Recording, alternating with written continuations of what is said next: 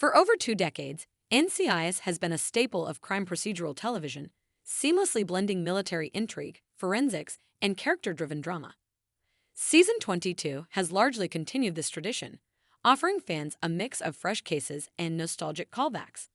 However, just as the show delivered what should have been its best episode in years, it shot itself in the foot with an unnecessary plot hole, one that could have been easily avoided.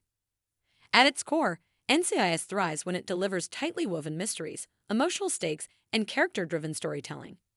But in Season 22, Episode 12, titled Collateral Damage, a major inconsistency undermined an otherwise thrilling and heartfelt case, leaving fans scratching their heads. The episode promised a suspenseful ride, featuring a return of an old foe, a gripping investigation, and some of the best character moments of the season. Instead, a glaring narrative misstep left audiences questioning the show's continuity and attention to detail. A tense and emotional case, Collateral Damage had all the makings of a classic NCIS episode. The case centered around a mysterious explosion on a Navy vessel, killing 3 sailors and injuring several others. At first glance, the incident appeared to be a tragic accident, but as the team dug deeper, it became clear that it was a well-orchestrated act of sabotage. The case took an emotional turn when Special Agent Nick Torres, Wilmer Valderrama, discovered that one of the victims was connected to a case he had worked on years ago. The victim, Lieutenant David Reynolds, had once been an undercover informant for NCIS, feeding them intelligence on a black market arms ring operating within the Navy. His untimely death suggested that someone had unfinished business, perhaps even a mole within the military ranks. Meanwhile, director Leon Vance, Rocky Carroll, found himself confronting ghosts from his past. An anonymous informant hinted that the explosion was linked to a case he handled nearly a decade ago when he had been forced to make a tough call regarding a suspected traitor.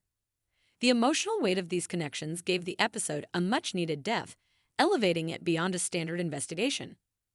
A strong start. The episode saw Special Agents Alden Parker, Gary Cole, and Jessica Knight, Katrina Law, taking point on the investigation, analyzing security footage and forensic evidence to pinpoint how the explosion was triggered.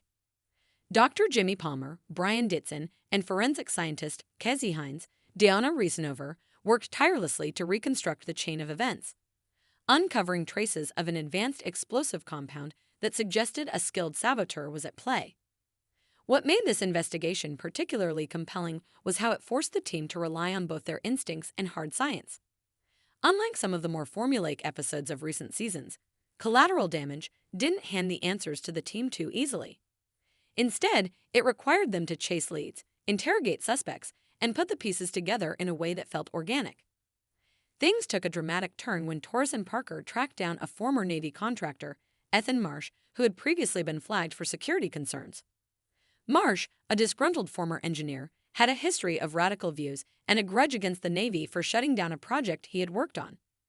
His connection to the explosion seemed airtight, until the team discovered that Marsh had an alibi for the time of the sabotage. This twist was well executed, forcing the agents to rethink their assumptions. It also led to an unexpected revelation. The real mastermind behind the explosion was someone inside the Navy, someone with intimate knowledge of the ship's layout and security protocols. The plot hole that ruined everything. Up until this point, the episode was firing on all cylinders.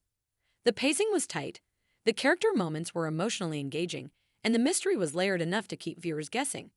However, everything unraveled in the final act when the show introduced an unnecessary and illogical twist.